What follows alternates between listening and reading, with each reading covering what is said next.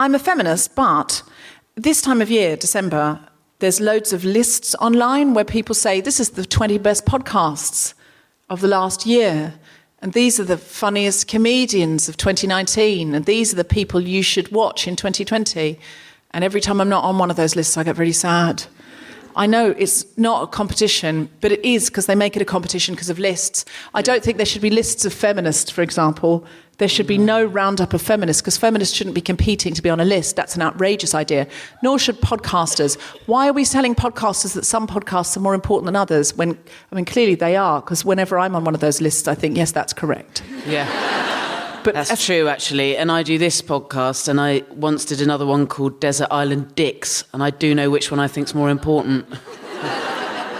This one, Debs, just chill out. Thank you. I'm a feminist, but I've got a sexist baby. I say baby because I'll say that forever, but for clarity, he's 4 now, but if anything, the sexism's getting worse. I'm a feminist, but my sexist baby said to me the other day, should we have a photo? And I said, oh, yes, please. And he went, OK, so you stand there and take it, and I'll be the one who's in it.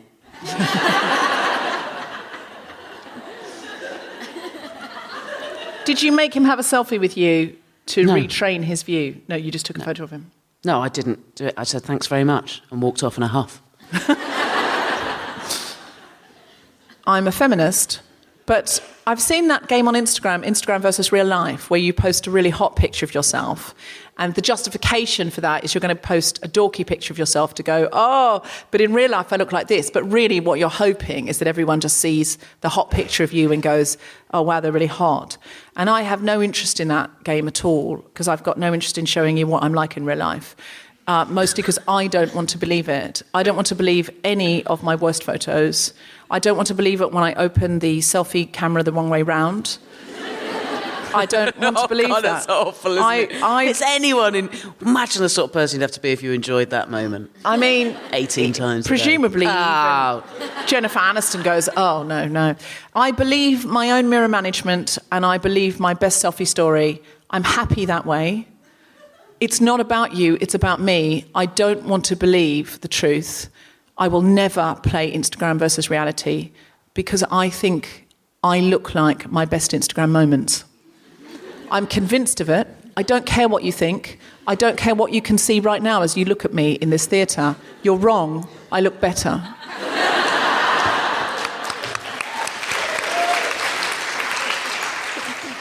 I'm a feminist, but the other day I had a bath with my sexist baby. And he said, oh, I do not like these legs all spiky.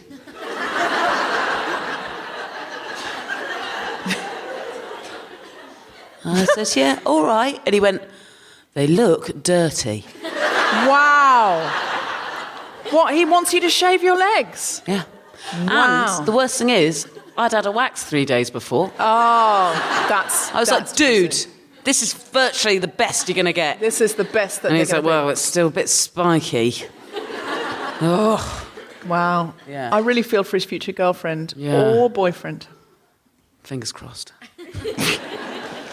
I'm a feminist, but today I heard that Sanna Marin had become Finland's Prime Minister, and she is now the youngest female head of government in the world at the age of 34. And my first thought was, wow, Jacinda Ardern must be massively pissed off.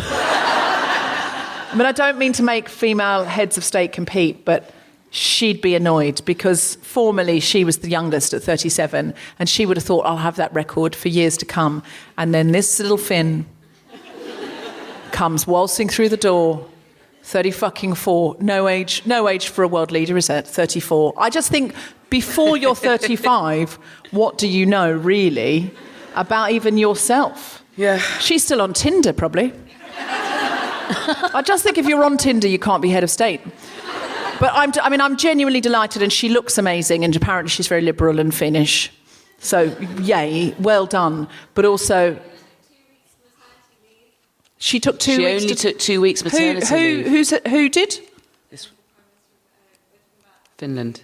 Oh, Jacinda Ardern only took 2 weeks maternity leave. What, are you saying that as a judgment that she should have taken more? No, she was saying that's impressive. Right, well, also, but we mustn't make people who take long maternity leaves feel judged. You're good. I'll be whatever honest you with do. you, mate. Like, it is impressive, but equally, there's still bits falling out of you at that point. Yeah.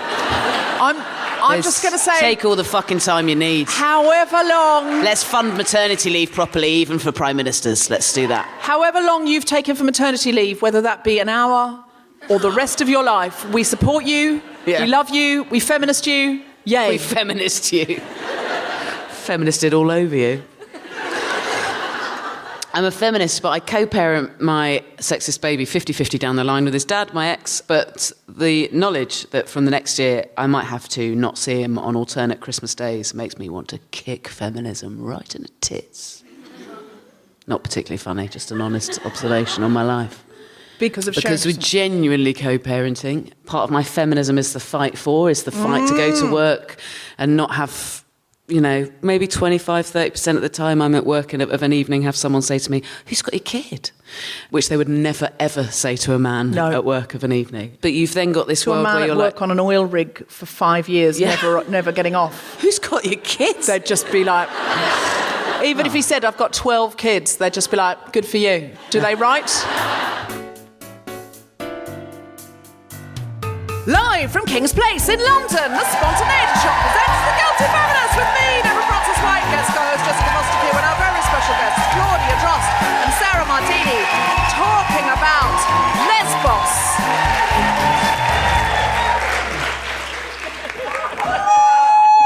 Wow! We've been gifted Reese's...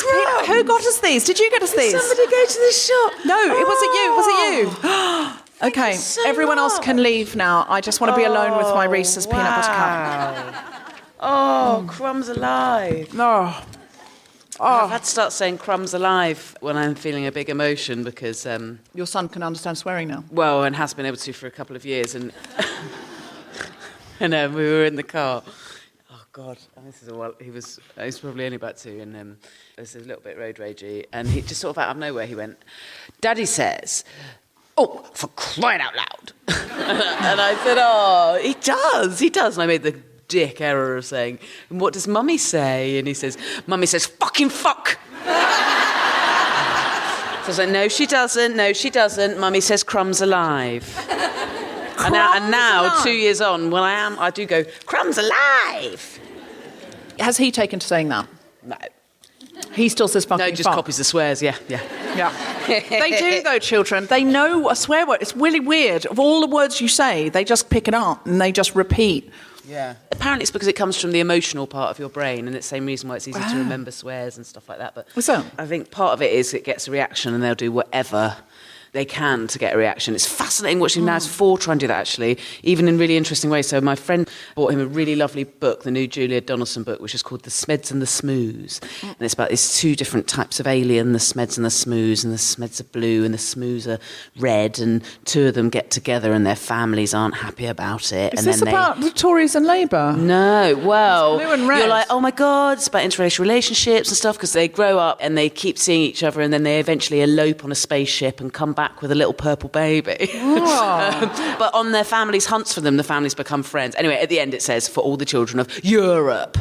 So it's making a comment about Brexit, but is it about Tories and Labour? I don't know. I don't know what the comment is about. But anyway, so he'll do things purposely to wind me up. So he'd like come up like this and be like, check that you've seen me take that, and then run off with it. So it's all like to get a reaction.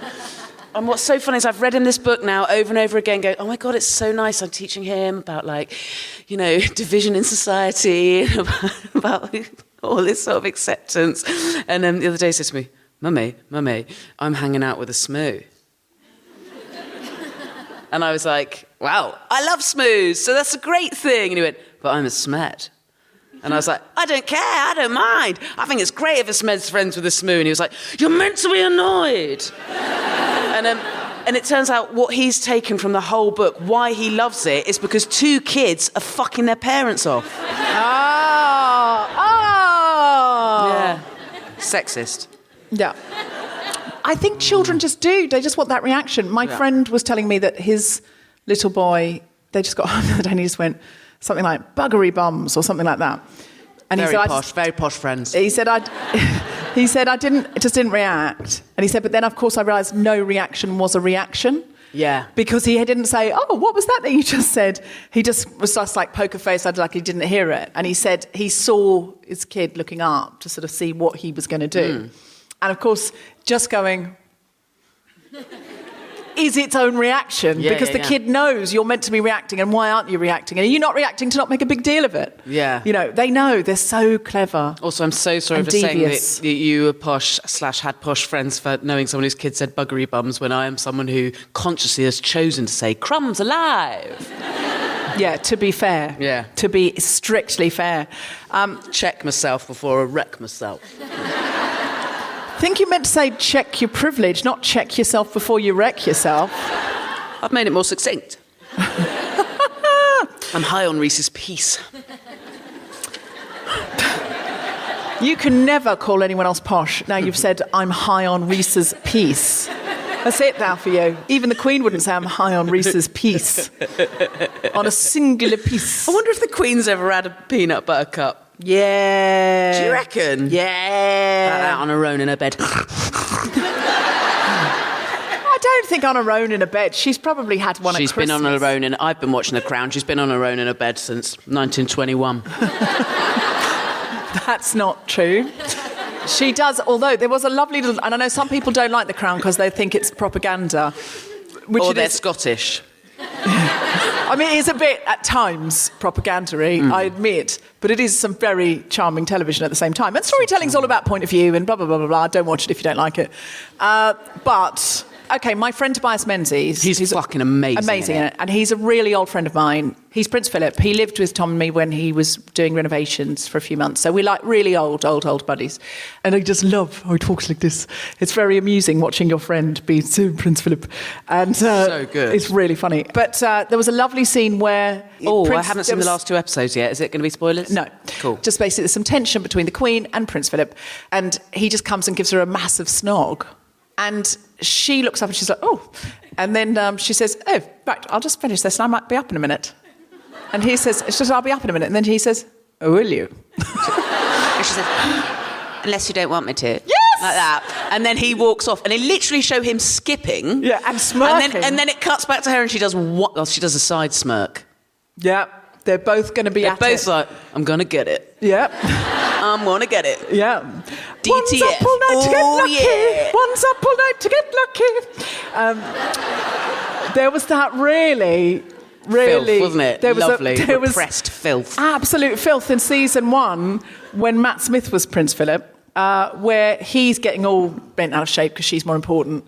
The whole show is about people bent out of shape because someone else is more important. That is the whole show. That is the whole show. It's as formulaic as House. But at one point he says something like, "Oh, you could get on your knees to me right now," or something, and it implies that the Queen sucks dick.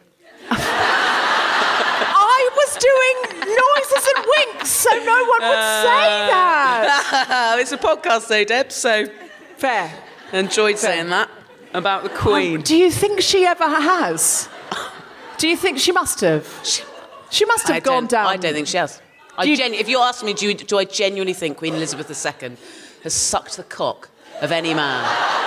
I reckon I'm going with no. I'm going with no. I'll tell you why I think she has. No. This is not appropriate conversation. No. I'll tell you why I think she has. I think she's more likely to have fed a corgi mouth to mouth than she is to have had a phallus in there.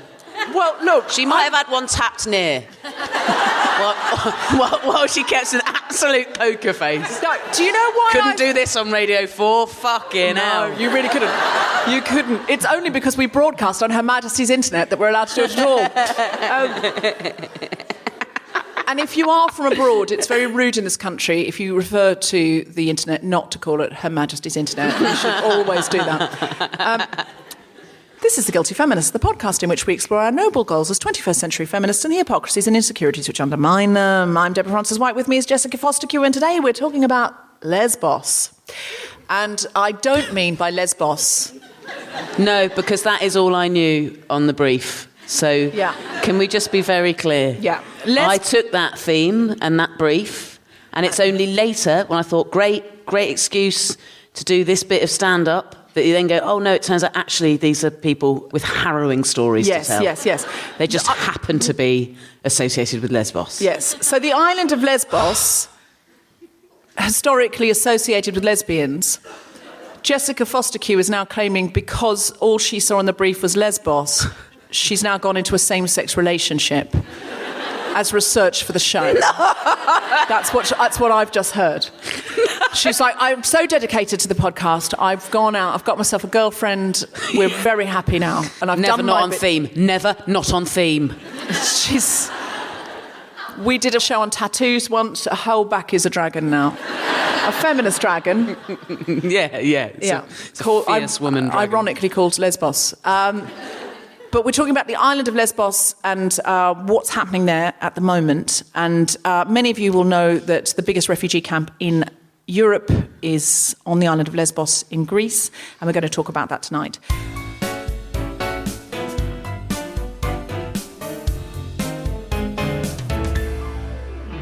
Hello, Guilty Feminist. I just wanted to let you know if you live in America or Canada, I will be with you very soon.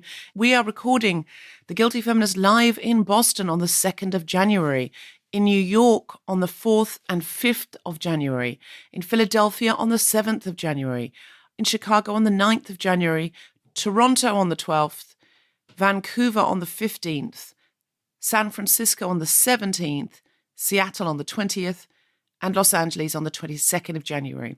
Go to guiltyfeminist.com and you'll find links to all those venues where you can buy tickets. We'll also be in Australia and New Zealand in February. Look on the website for those dates as well. Come see us while we're in town. If you're in the United Kingdom, the Guilty Feminist live show is back on tour May 2020 and tickets go on sale today. Yay! So we start this time at the Hammersmith Apollo in London on the 1st of May. Get tickets now, they're going to go really quickly. And then we go to Brighton, Ipswich, Hull, Guildford, Nottingham, Salford, York, Norwich, Halifax, High Wycombe, Woking, Richmond, Aylesbury, Crawley, Watford, Southend, Coventry, Oxford, Glasgow, Plymouth, Birmingham, Bournemouth, Sheffield, Cardiff and Newcastle. We will see you in one of those venues. Tickets make a great Christmas present. That's a good idea. Also for Christmas, if you're looking for stocking fillers, we have some wonderful merch that we've made sure is ethically sourced. We have sister hoodies that say the sisterhood protects us from the rain. We have aprons that say I'm a feminist, but I do love a good apron. We've got tea towels. We've got T-shirts. We've got mugs, all sorts of different slogans, notebooks, and you know that the profits go to help us do stuff like Suffrageddon and projects with Choose Love and that kind of thing. So get in and get them now at guiltyfeminist.com. In addition, Steve Alley, who makes necklaces, has his 2 standard designs out, the ones that say Guilty Feminist and Woman in Arabic, but he's added some new designs. Many of you remember Xiaolan, who came on and taught us a little bit of Chinese characters and how we break them down. And she taught us the Chinese characters for gender mean the birth of your heart, not the birth of your body. So we thought this was a really lovely idea, and because it had come through the Guilty Feminist, Steve has made a necklace that says the birth of your heart in Chinese characters. It's really beautiful design as well. And he's also made a Choose Love necklace that's quite chunky and lovely. It says Choose Love in Arabic. If you go to our website, you can find a link to Road from Damascus. You can just Google Road from Damascus and Steve will get you those necklaces in time for Christmas if you order soon. And speaking of Choose Love, I will be at the Choose Love store in London at 3 p.m. on the 21st of December doing a book signing. Now, you need to buy the book somewhere else. It's got a brand new snazzy, sexy cover for this Christmas. So if you want to buy one for somebody else for a Christmas present, or you haven't managed to get one yourself yet, go and buy one in a bookshop, ideally one that pays their tax, and then bring it on the 21st of December. If you don't want a book signed, you might want something else signed, or you might want a selfie, or you might want me to make you a little video for a friend that says I'm a feminist, but I will be at the Choose Love store doing that. And when you're there, please buy some life-saving supplies for refugees. You can buy a baby grow for a baby that's currently in freezing conditions. You can buy a life jacket. You can buy a hot meal, a shower. And you know that that money goes exactly where they say it's going to go.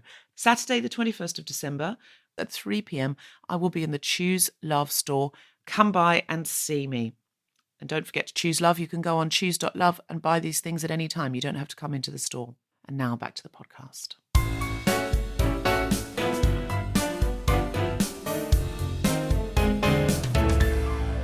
Please welcome to the stage the incredible Jess Fostekew!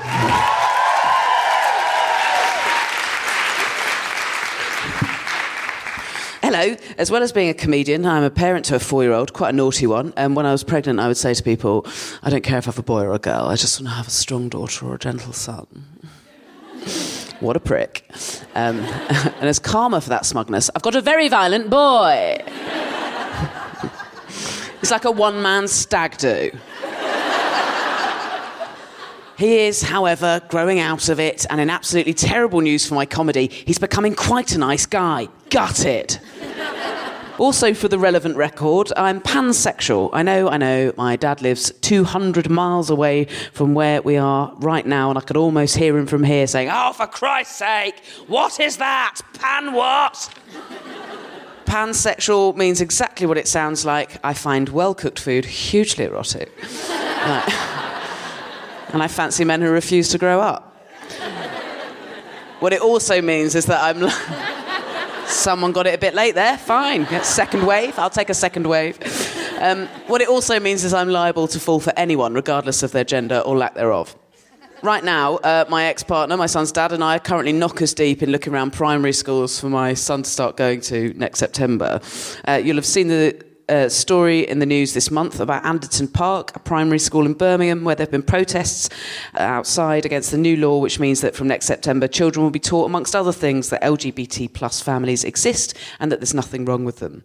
This month, a High Court judge ruled that these protests directly outside the school gates are permanently banned. Right, good, because LGBT plus families do exist. I know you can't see me, you can only hear me, but I absolutely promise that I do exist. I'll pinch myself if you want. Ow! See? I'd have more sympathy with the protesters if the new curriculum demanded that children get taught about something the existence of which was debatable, like unicorns or affordable housing. Not only do we exist, last time I checked, I wasn't even evil. Admittedly, I have got a top hat, cape and handlebar moustache, but that's because I'm never not ready to be cast in a Fred Astaire biopic and I haven't had time for a wax. So I've been doing tours around these schools where I live, and I'm so lucky because the schools are all really amazing. Shame about some of the parents, though. I've got friends who still live in Dorset, where I'm from, and they all got like individual tours with their partner around each school that was an option. Not in London. You go around with 800 other parents. And then one of these tours, there was a dad on the tour who genuinely trod on a child in every room. It's like Whack-A-Mole meets the Hunger Games. One parent at a school in front of everyone said to the deputy head, "How will you cope if it turns out that my child is extremely academically gifted?" I've never in my life wished a thicker kid on anyone. What a big head. This is Britain, a beautiful, multicultural, tolerant Britain. But thank you very much. I'll have you know, even if you do think that your child is absolutely brilliant, you are here, and the least you can do is have the common decency to be bloody embarrassed about it. The worst thing, though, is that half of these... But did someone boo? Just the one American in who's like, my child's amazing. Fucking nothing worse than parents who are like, my child, I do think my child's exceptional. You're biologically determined to think that. Don't share it proudly. They're probably average. Fucking eat that. The worst thing is that half these parents have brought their stupid toddlers along with them. Because they're going to get part of the choice. They're going to ask a 3-year-old what their favourite school was. Here's why you don't do that. I picked up my son from a gymnastics lesson when he was 3. He was in there with a mate. That kid doesn't talk like loads at that point. He was very young. So my friend, his mum, said, well, could you ask your kid what they do in there? Because it's one of those places where you pay a tenner and then they go in for 2 hours and you get 2 hours. Get in. And so I was picking him up, and as he came out of the class, I said to him in front of them all, what did you do in gymnastics? And he very proudly went, I didn't listen.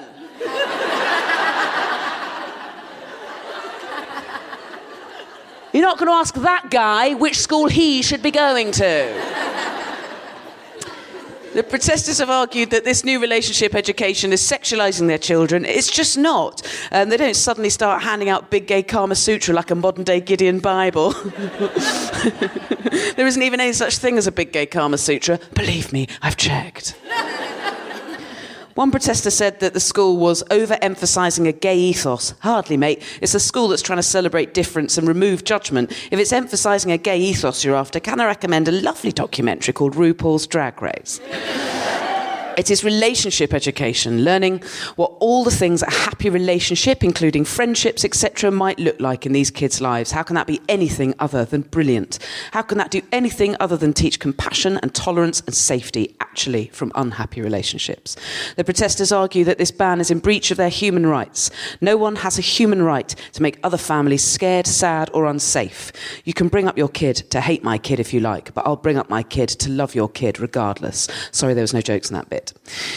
This is why I am emotional with relief that the judge, Mr. Justice Mark Warby, has banned these protests, because I've been having this nightmare, this daymare about picking up my son from his future primary school amidst the parents of his friends on tannoys and with placards saying that they don't think we should exist. And I would have to say to my son, what did you do at school today? And I would be genuinely hoping and praying that he would proudly reply, I didn't listen.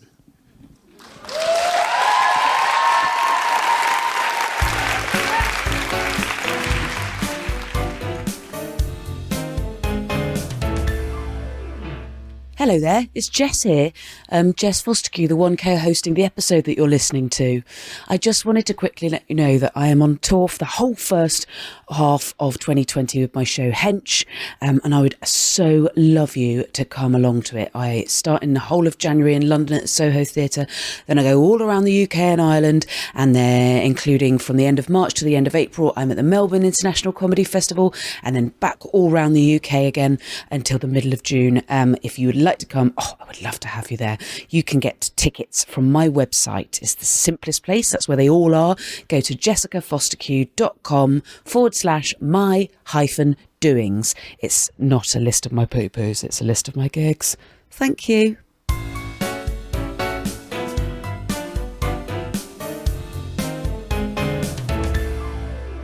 Friends, please welcome to the stage Deborah Frances-White.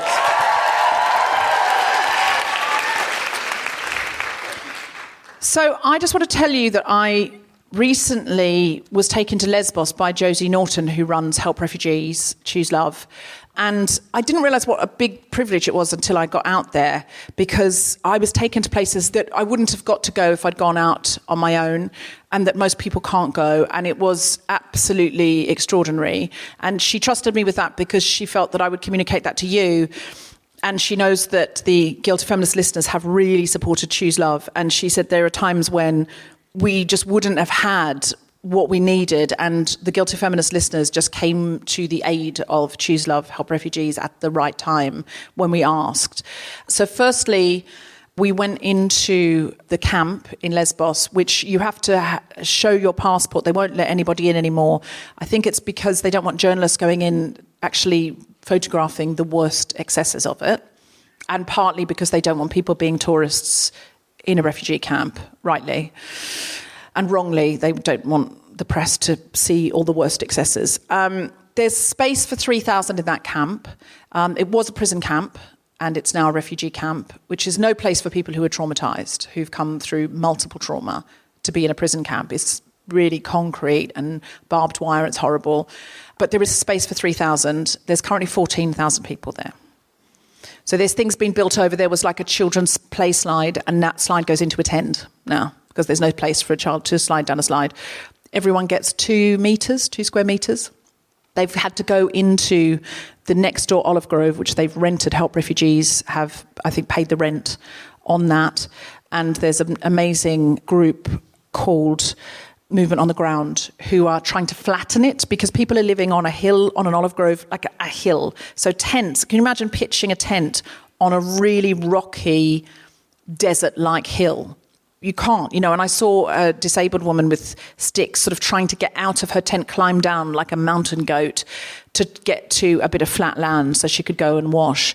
There are absolutely amazing humanitarians and NGOs out there. There was a man called Jonathan who's running Watershed, and they do sewage out there. And that's, if they didn't have Jonathan and his team, they would get cholera. Everyone would just die. Like, it would be such an epidemic. But I talked to him a lot because I was just so intrigued as to what would make someone day in and day out relentlessly deal in shit. Basically, that's what that man is doing. And I just thought, you are such an extraordinary human being. But when he showed me around, I started to understand it more because he was so proud of everything. And he said, when we first got here, there were no loos and people were just having to sort of crap in an area. And then we put these loos in, and then he showed me every single thing they'd done. We first of all got cold showers, then we got this big bank of hot showers. And they're always trying to troubleshoot because, there's crap bubbling up and they're having to push it down. They get lots of complaints, of course. It's a bit of a thankless task in a way. I mean, people love them as well, of course. But, when things are going wrong and they're under-resourced and understaffed, it's really easy to get a lot of people coming up going, look, can you deal with this? And I thought, what makes a man do this? But then he told me this story of the first time they put hot showers in, and he said, I could hear mothers taking their children in and getting them clean and warm for the first time, even if it was just for a couple of minutes, that their children could be clean and warm before they went back out into the dirt and cold.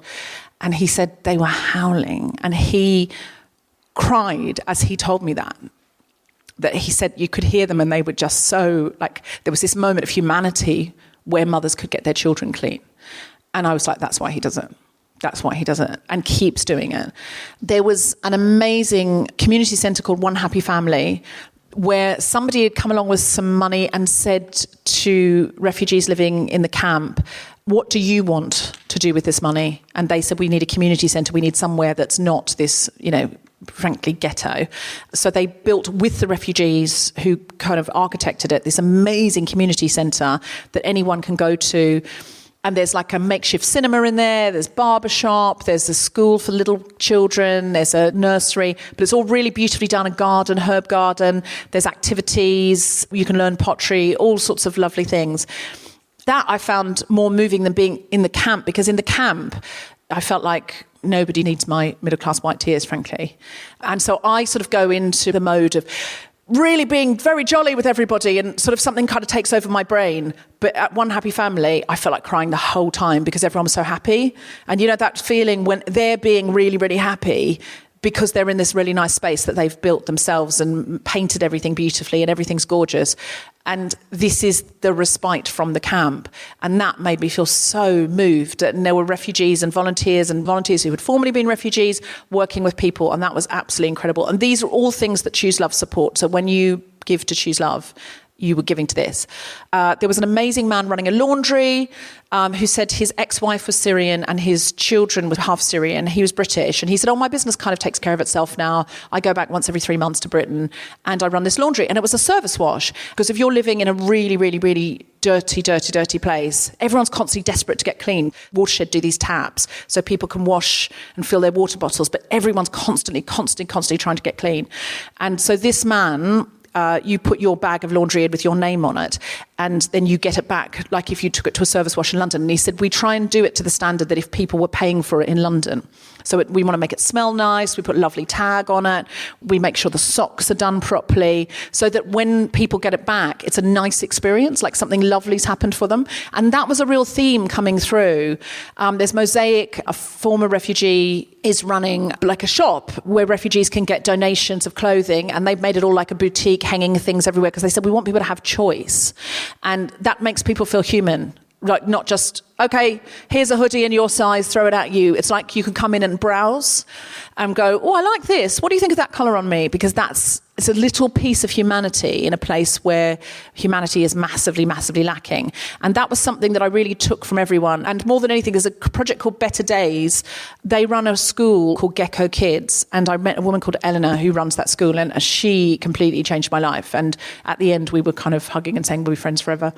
And she runs this school so incredibly, so many unaccompanied minors there. And that means kids from the age of 10 to 18 who are all on their own. And there are children with families as well.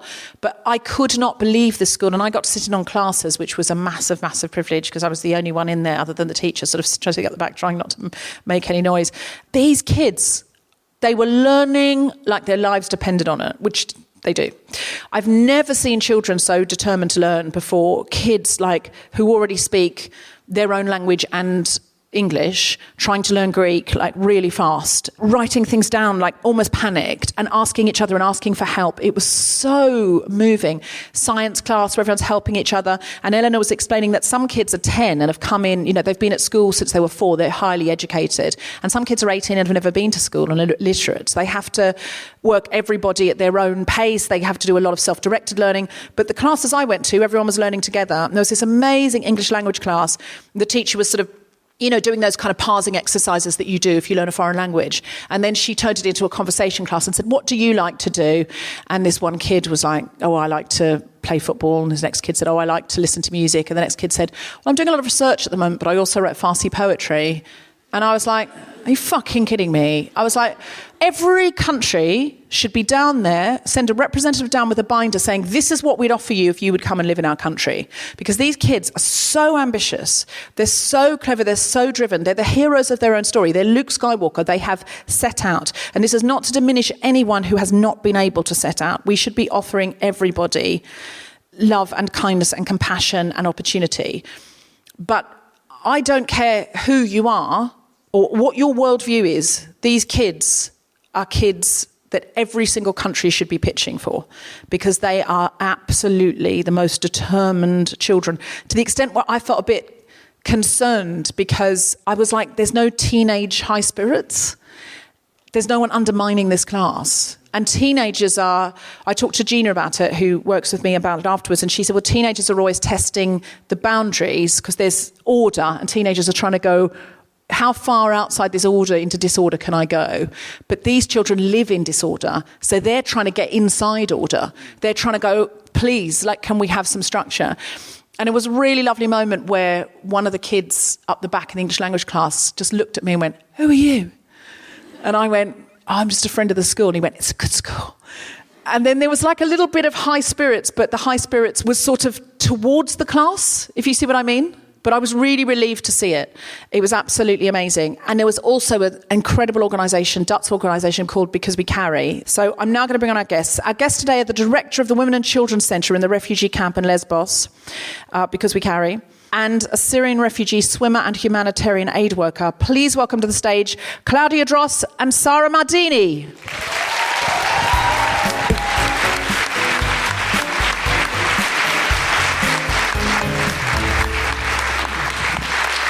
Hello.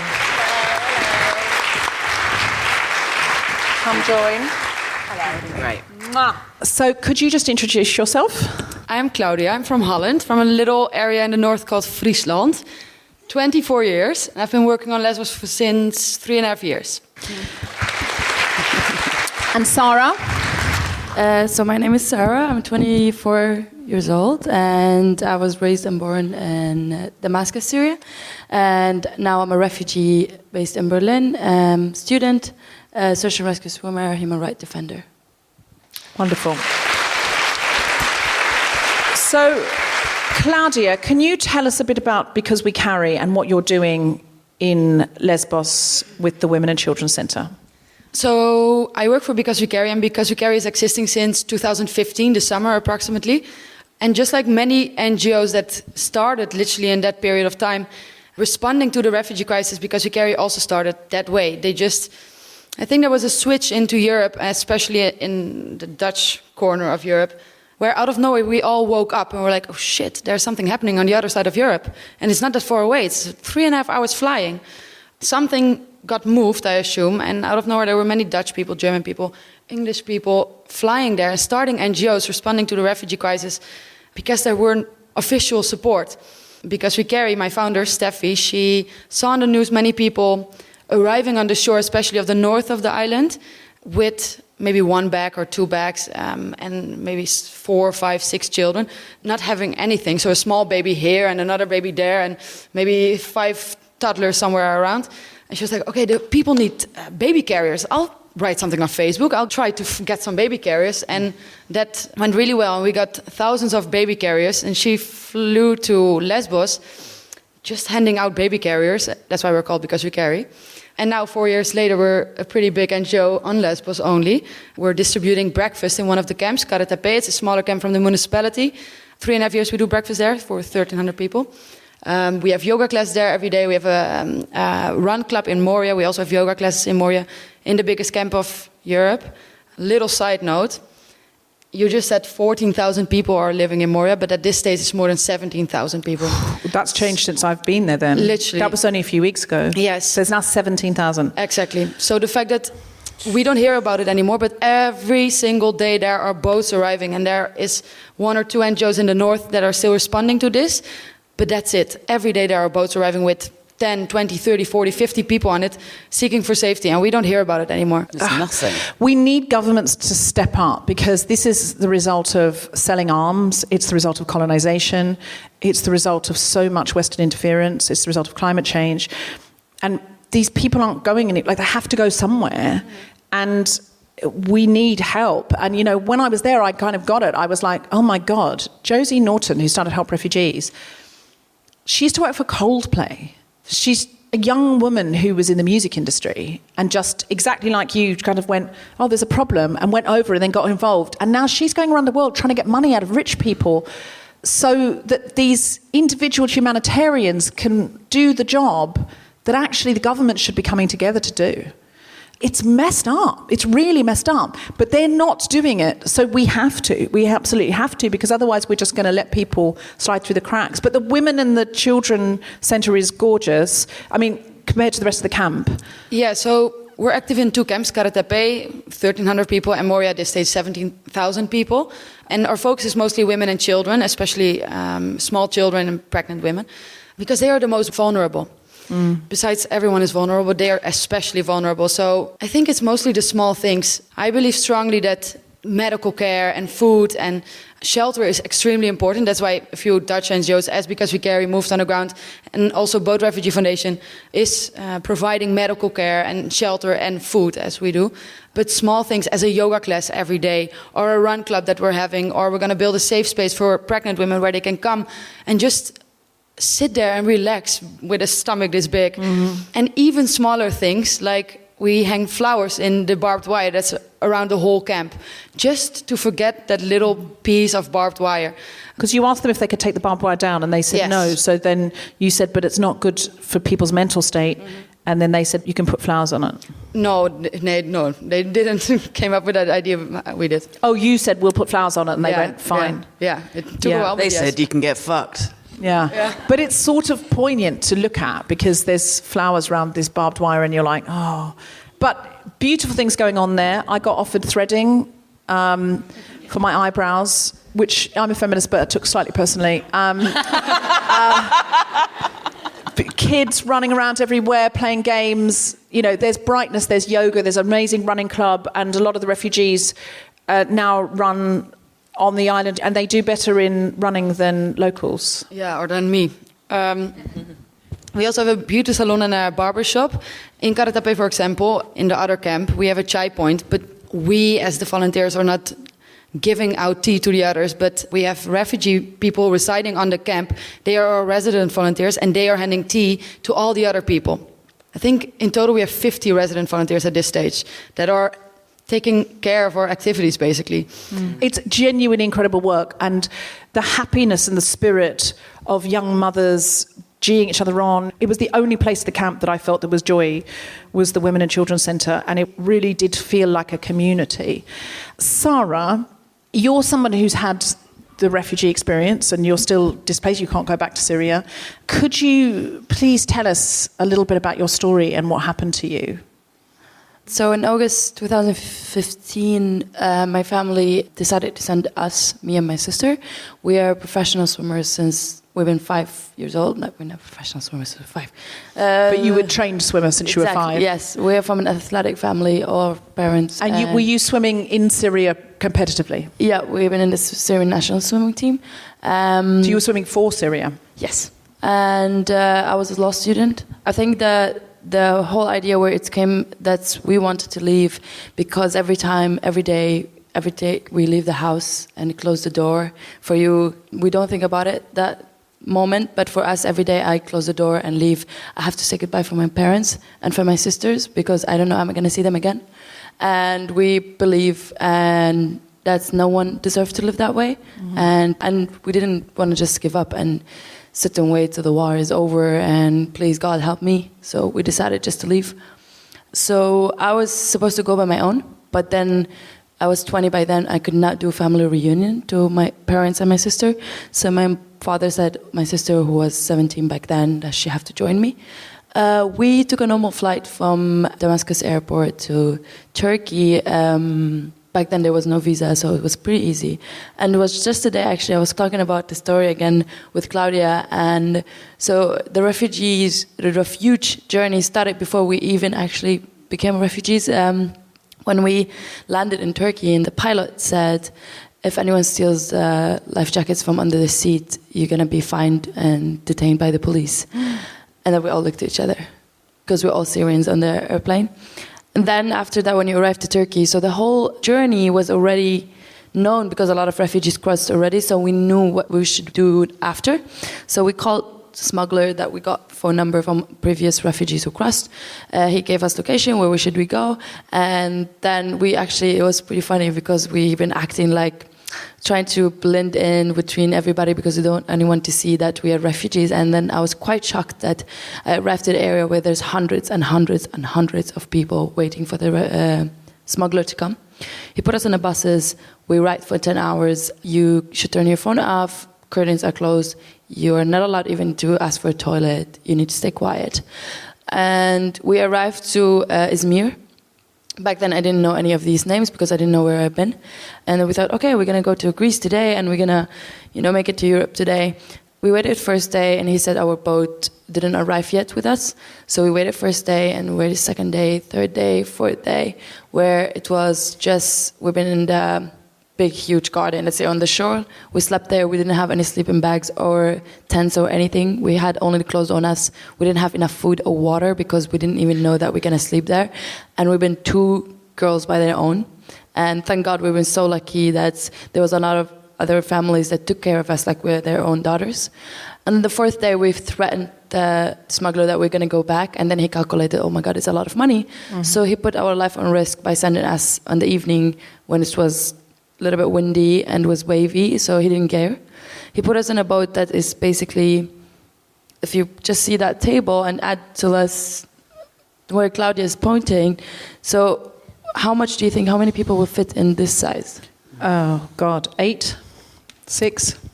We've been 20 with a child, 4 years old. 20? 20 people, yeah. All men, only 3 females, including me and my sister. We got on a boat, the journey started, and the shock, it came to me, the smuggler was on the boat, and 5 minutes later he jumps and goes back, and I'm like, he's not driving the boat. Who's doing it? So he taught someone on the boat, in 5 seconds, you do that, you're fine. And then he goes back, so I'm like, okay, you don't know what's going to happen next. I wasn't quite surprising the boat started sinking, and the engine stopped working, because we're talking about only rubber boat. If I put like a pencil inside it, it will broke. That's what people are using. Then one of the men on the boat came with the idea, why don't we jump on the sides? Because every boat has a rope. We hold from the sides. We make it heavy from the sides and light from inside so we can control our balance. We go up from the surface of the water and at the same time we, control it from the waves. So I'm a professional swimmer, I'm a lifeguard. And I would never ever live with the idea that something happens to my sister where I could do something. Mm-hmm. And even with the people on the boat, because when you get a lifeguard certificate, you are responsible for the people in the water, no matter where you are. So I took an oath, this is my job forever. So I stood up, and of course everybody looked at me, where the fuck she's going? You're just a woman, where do you think you're going? So I jumped in the water, actually, and I grabbed the rope around the boat with one arm, and I used my other arm and other 2 legs, and just start swimming, A couple minutes later, my sister jumps and joins me. And then here we had a big fight because I told her, I jumped for you. And she's like, but I also can swim. And I'm like, but I did it for you. And then she was like, well, if you do it, I will do it. And I think that was enough for me to shut up and continue what I'm doing. So the two of you swam pulling the boat and all the people? Yeah, and other people actually joined in the water. There's people who didn't know even how to swim, who jumped in the water. Because a lot of people call us heroes all around the world. But I would say, if you want to live, you will find a way to survive. And that's what the people on the boat wanted. They want to live. None of us wanted to die. And that's why we could just sit on the boat and cry and die, or we're either going to swim. We continued that way for 3.5 hours. We arrived on Lesbos, a north shoreline of Lesbos at 9:30. And we thought, yay, we made it to Europe, finally. But we didn't know that journey just started. We're hungry, we're thirsty, we have bruises everywhere. We just want to change, like sleep on a bed, just feel human again. There was nothing open because in the north, I mean, all these names, I know it now after I volunteered. There was nothing open, but actually we found a restaurant, and then a very nice lady, a Greek lady, she told me, a refugee, and I'm like, yes. And she was like, there's a church at the end of the street, go sleep there. Tomorrow at 5 a.m., go back to the bus stop, and they will pick you up, whoever organization is coming. So it was like, at least I had a shelter for a night. And then we went at 5 a.m. and then, I don't remember which organization, but it was back then. So I said, hey, we are like group here and we have a 4-year-old child. Can we get in the bus? She was like, do you have stamp? And I said, why would I need a stamp? And she was like, there's people waiting for a couple of days and they have stamp and I'm sorry, I cannot take you. So here I felt like I'm a package. Like, we have a 4-year-old child with us. Like, I don't need more than vulnerability than this to be on a bus. But she was nice enough and she gave me a location and she told me, go there and I will pick you up. We walked for 6 hours of the heat of the sun of Lesbos. And we made it. I was crying. I have asthma. Didn't shower since 5 days. If you guys didn't forget that we slept in the outside for 4 days. I just wanted a bed, I just wanted to shower. I just want to be human, I just can't. It's just what you explained earlier. I just want to shower. The basic rights. It was quite shocking when we arrived to Lesbos. No one accepted us in hotels. No taxi stops for us. Some cafes didn't accept us in, which was like a declaration no one is allowed to help refugees. But we slept where is the municipality and the court. There was a garden. We slept there for 4 days. We sneaked into the beach and we showered there. We figured out a way. And then we got a ticket to the ferry. And there is something that refugees should get every time they cross to another country. It's kind of called kicked out paper, saying, I don't want to be a refugee in this country. So if you don't have it, you cannot cross. So that's why the journey sometimes takes longer. So we took this paper in 4 days, got a ferry ticket, and then we went to Athens, and then from Athens to Macedonia, Macedonia to Serbia, Serbia to Hungary, Hungary to Vienna, Austria, and then from Vienna, Austria to Munich, Germany. And from Munich, Germany, they put us on a bus, also 10 hours, to Berlin, to a refugee camp where we lived for 8 months. Wow. What an incredible, incredible journey. And if any of us got lost at sea or we were out on a sailing boat or something and we had some kind of nautical disaster, the first thing that would happen is we would be picked up, we'd be taken to a hospital, we'd be checked, we'd be given a hot shower, everyone would come around us, we'd be looked after. So can you imagine going through all of that trauma? You went back and volunteered, and then what happened to you not long ago? So I was pretty traumatized by the boat journey, and that gave me the reason why I wanted to go back, because I wanted to see that shoreline that I stepped in so I can get over it myself. And I was working with a team called ERCI, Emergency Response Center International, and what we did was basically we had a clinic in Moria refugee camp where we used to see 150 patients a day. We have, and still working to right now, 10 washing machines restored in one of the refugees camps. We run kids activities when the kids go to school, take classes, we give them some fun activities to restore the information in a more fun way. And we had from 2015 till 2018, every single night, a spotting team on the shoreline, making sure there's no one drowns or there's nothing dangerous happening for the boats. And I was Arabic translator, search and rescue swimmer, and one of the coordinators of the team. Doing so got me arrested for 107 days, together with my colleague Sean Binder and another 3 colleagues. And Sean Binder just did the Secret Policeman's tour with us, and that's a podcast that will be coming out very soon in the next few days, and you can hear Sean's story, which is similar to Sara's. Yeah, and we are accused, it's not over, of being part of criminal organization, espionage, money laundering, trafficking, and they recently added fraud. And they know 100% that Sean and Sara are humanitarians. They know us. It's even worse. They know. They know us. They worked with us. They know our names. I translated 100 times for them. They are with us on the shoreline. You know, the people who arrested us, we worked with them. They shook our hands and said, thank you. Every single time we had a boat. So they know exactly what you've been doing down there. And why it's happening, I mean, usually I would say why they arrested me, because I was giving water and blankets on the shoreline. If that's a crime, we all are criminals. Mm-hmm. But the actual reason why this is happening, because governments believes that by me and Claudia being in Lesbos, or any humanitarians all around the world being in the hotspots, we encourage the refugees to cross, which I have one sentence for that. When I came in 2015, I didn't give a fuck if there's someone on the other side or not, because I'm not going to put my life on a risk because there's someone else waiting for me with a water bottle on the shoreline.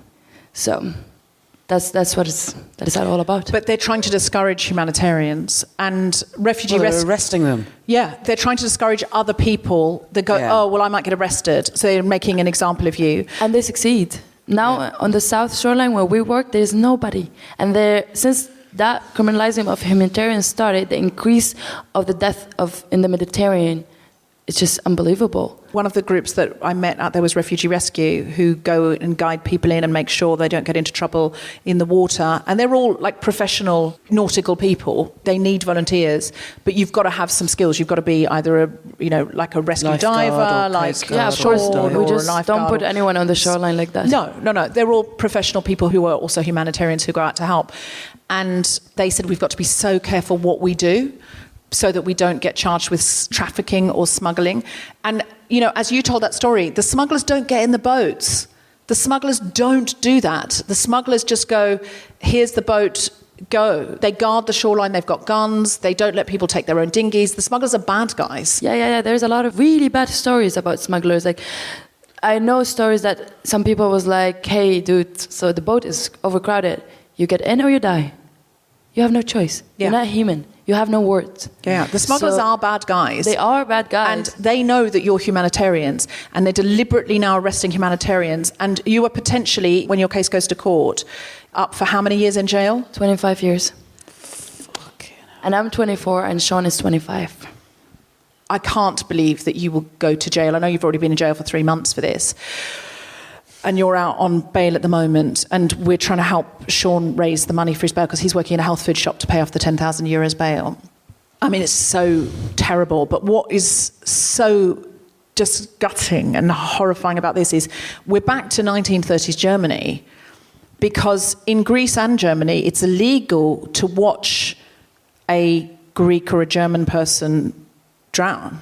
You do time for that if you didn't help them.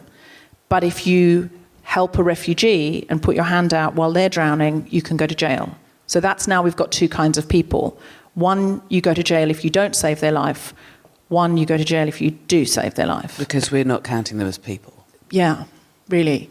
And the day that I came back from Lesbos, which was only a few weeks ago, some actual human being in the European Union put forward a bill saying we've got to do more to help refugees who are dying in the Mediterranean. Thousands of refugees have died in the last few years in the Mediterranean. We've got to do more. That bill was voted out by the far-right parties across Europe, along with the centre-right parties. And when the bill went down, so that they said, no, we're not going to help, we're not going to do anything, the European Union's going to do nothing, the far-right parties, including the Brexit Party, cheered. And Refugee Rescue told me that 45% of the people they're helping in dinghies are babies, children, or minors. So that's 45% are under 18 and lots of them are babies. There was a woman who actually gave birth, went into labour in the dinghy. You know, like, what are we doing? And people from the Brexit Party cheered and apparently banged things on the table. So it's not just they're going, look, sorry, we just don't have the room. Sorry about that. This is awful for you, but it's nothing to do with us. They cheered. That's cheering the death of children. And I don't know what we can do except to educate other people and push back, because I just don't think most people in this country want that. I just think they don't know. Or they think, I don't know about politics, me. And I think we've just got to start politicising the people in the middle, because the people on the right aren't listening. Yeah. We can't fight with the people on the right anymore. We've got to start politicising the people in the middle. What can we do to help you specifically? To help me and to help Sean, we've been very lucky that Amnesty International took our case, one of this year campaign Right for Rights cases, which is very, very more disgusting. It's not us. There's 150 cases around the world, same exact situation like me and Sean. 12 cases been taken care of through Amnesty International. Please, when you go home, it's not going to take you more than 2 minutes, exactly 2 minutes. Put amnesty.org, there is Right for Rights petition, sign it and share it. And if you want to do 5 minutes, you can write a letter to the Greek government to ask them to drop the charges so we don't end up spending 25 years in jail. So if you're listening to this at home, can you please quickly do that petition, do Right for Rights? Because it does work, because the Greek government, if they know loads and loads of people around the world are looking at them, will be embarrassed. And they just don't need the aggro. They know these people are humanitarians. They know. If everybody is causing a fuss and going, are you fucking serious, Greece? They won't send them to jail. But if nobody's looking or caring, they might. So it does make a difference. You think, what difference does this petition make? On Right for Rights, it does make a difference. Amnesty know it makes a difference. There's an absolute metric for success on this. It will make a difference. It will keep Sara and Sean out of jail if we make enough of a fuss about it. Live audience, are you on for it?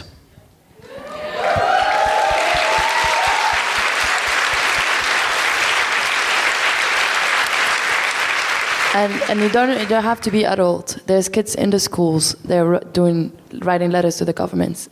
People all around the world are writing. There's no age for this. If you're 4, you're 5, you're 6, as long as you can write, just do it. Please do it. Mm-hmm. Please do it. Like, I'm not gonna spend. I'm 24.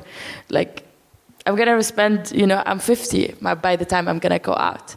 If we're going to end up on 25 years only. So it's technically 100 years. We're going to be charged for every refugee 20 years. So like, it's just ridiculous. It's just ridiculous. And it's not about only the case. We are suffering right now. Me and Sean are suffering. I'm seen as a hero, but Sean is not. Every time he applies to a job right now, everybody is like, hey, you have a criminal record. Because of my background, because I'm Syrian, because I'm a refugee, everybody, you're so inspiring, we stand with you, but at the end of the day, what about Sean, It doesn't matter where I'm from or where he's from, we're all humans, and we are suffering mentally as well.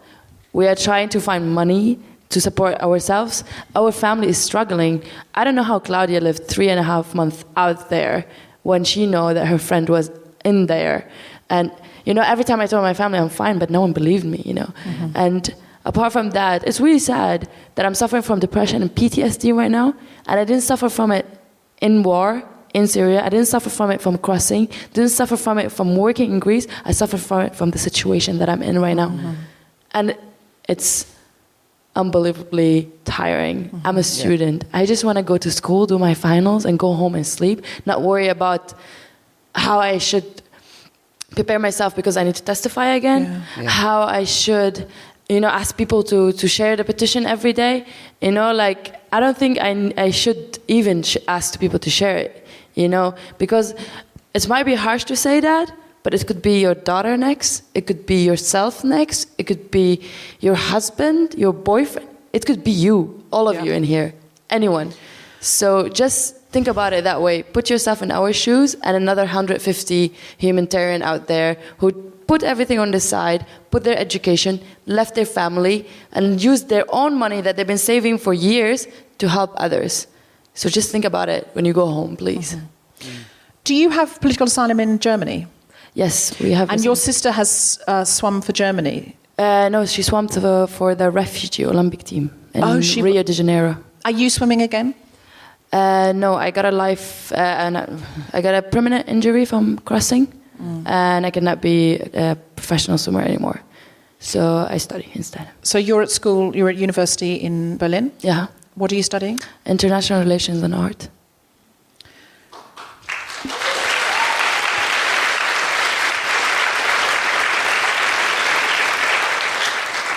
I know you're not allowed to raise money for yourself because that's part of the situation. Part of the case, you can't Part of the raise case, your own money. You can't raise your own money because you're seen to be... Counts as raising criminal funds, potentially. Yeah, because I'm quite blessed that I'm very good with fundraising. And it's quite funny that the last couple of years in Lesbos, I cannot say the number, but I got a lot of funding in there just to support the organization, especially my own team. And because I did that also, I'm not allowed to speak up. I don't have speech freedom.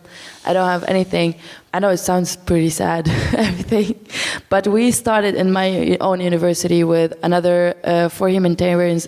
It's called Bard College Berlin Emergency Club, which basically we kind of do a little bit like Choose Love. Or help refugees. Everybody have extra clothes at home, and everybody is a little bit lazy to take them somewhere. So we ask you to keep it at home. Just give me a call. I come and pick it up, and then we are shipping them to Greece. So we brainstormed a way that I won't be criminal again, and we just started this club. But you're still doing humanitarian stuff for Lesbos? Of course. Please, please, please give generously to Choose Love this season. I'm going to be at the shop on the 21st of December at 3 p.m. If you bring a book, my book, ideally, I will sign it. I'm going to do a book signing there at 3 o'clock. But bring it. I'm not selling it there. Or you can get me to do like a video of I'm a Feminist but for a mate for Christmas. She signs The Handmaid's Tale as well, actually. Yeah, I have done that. But I just sign it by I didn't write this. I have been asked to sign other feminist books. Just and the right, Big Gay Kama Sutra. Yeah, Big Gay Kama Sutra. Jess will sign that for you. And so I'll be there at 3 o'clock. But you can go to Choose Love Shop any day. It's on Neal Street. Claudia, before we finish, is there anything else you want to say or any other way we can support or help you or anybody else on Lesbos? I think most importantly, at this stage, alive in 2020 almost, there's such a big gap between us in the West and people on the shores of Lesbos, for example, are still stuck in Turkey or in Syria or wherever in Afghanistan.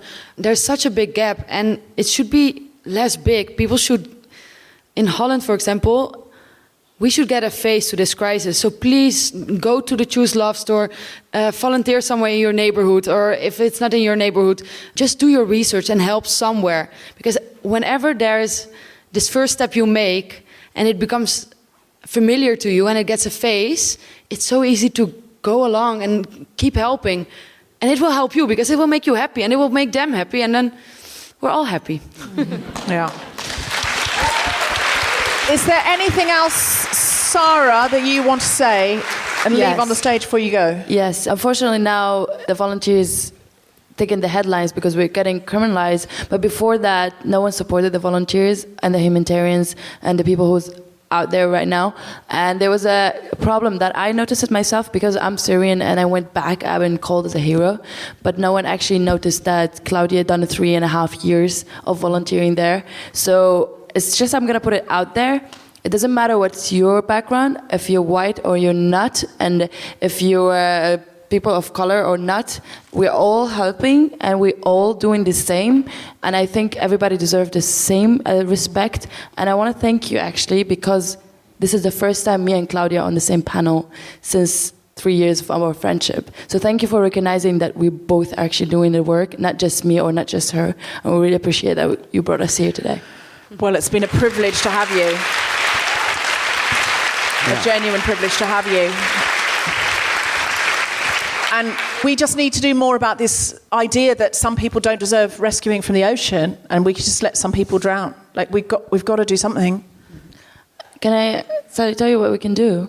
We can go out on the street in millions for climate change. So if we can do that, I think we can also go in streets millions for refugees and the people whose rights being unjust. So this is what we can do. Yeah. And we need to educate people who are basically compassionate people but just don't know. There's so many people in your life who don't see themselves as political, but I think if they knew this, they would be like, oh, no, that's not right. We need to start asking for more from our governments. It's absolutely imperative that we do something, because it's not just about this, it's about this increasing attitude. It is happening, it is happening, it is happening, it's happening. We're going back to fascism. I don't want to be in a situation, many of you know, if you listen to this podcast, that Steve lives with Tom and me and is our family now. I don't want to be in a situation where we have a government that starts an ICE-like situation, like in America, where they start deporting people, and I have to be at the door pretending that Steve's not there. I don't want to be hiding Anne Frank in my attic. I mean, is that what we're coming to? Because it feels like it. Fucking feels like it to me. I don't want this. I don't think any of us want this. But unless we start making noise, it is where we're going. And we should not forget, I think, that especially in the West, we can think a refugee crisis is far away. It's not close to our own doors. But with the current climate change, it's extremely possible that in maybe 5 or 10 or 20 or 30 years, I'm from Holland, especially I'm from the north, Friesland, and that the ocean will come into our country and we're not safe there anymore. We have to go somewhere else. It's very close by. It can happen to anybody. Oh, it so can happen in our lifetime. So it's not far away. It's pretty close by. There could be a war in Europe because of everything that's going on. There could be climate change quite easily in our lifetime. We could be refugees, and we could be in a boat hoping that when we get to somewhere else, somebody says, here's a blanket, here's a bottle of water. Steve once said to me that his mum took in refugees his whole childhood, because loads of refugees went to Syria from Iraq and other places around. And he said to his mum once, why do you take so many refugees in? And she said, I'd hope someone would do it for you. And it's, I don't believe in karma, but, I just think we would hope someone would do it for us, the people we love. And we've just got to do a bit more and be a bit noisier, I think. That's all we can do. This has been quite an emotional episode. But we remember how funny we were at the top about the crown. Remember that about the crown? Do you reckon the Queen's had a blowjob? Done a blowjob? Given one, sorry. I don't think we want to be here for that. No, fair enough. That was funny. It's really funny. Look, if we do nothing else on this podcast, we can do a gear change.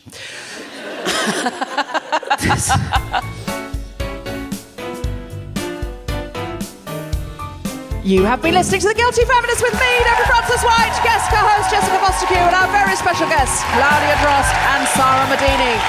The recording engineer was Chris Sharp. Music was by Mark Hodge. The producer was Tom Salinsky for The Spontaneity Shop. Thanks to Zoe, Sally, and everyone at King's Place, as well as all of you for listening. For more information about this and other episodes, visit guiltyfeminist.com.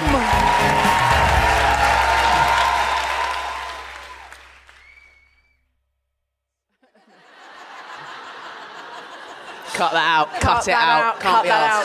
Can't be asked. Very busy. Cut that Just out. cut it out. Cut that out. It's worth coming live because we cut out so much. This podcast will be 10 minutes long. Be so careful. To support Sara and Sean, please visit amnesty.org.uk/Right, WRITE. We can also find out more about Amnesty's global Right for Rights campaign to help other people. Please go there right now. It's really important and it really works.